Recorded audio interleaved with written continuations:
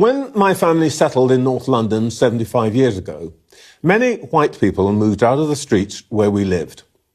The exceptions were the Irish, poor immigrants like ourselves, and the Jews. They were often our landlords, and my parents sometimes grumbled about the rents. But they gave us homes when no one else would. And we also knew that they felt just as despised as we did. You know what's interesting about prejudice? Most people think it only shows up in extreme situations.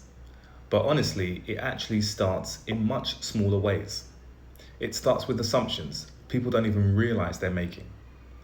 Who they feel comfortable around, who they trust faster, who they listen to more carefully, or even who they avoid without really questioning why.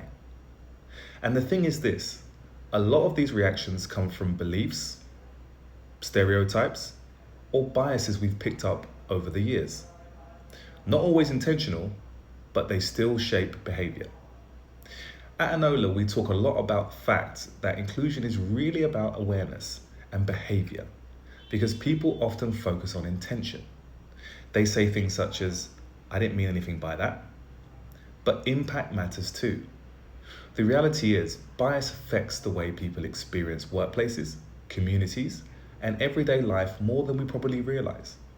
And I think one of the most important things we can do is actually pause and ask ourselves the question, why did I react that way?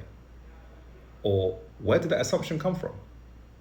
Or would I treat this person differently if they looked different, or they believed something different, or they came from a different background?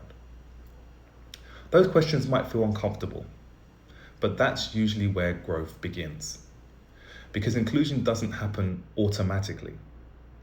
It happens when people become more conscious of how they treat others.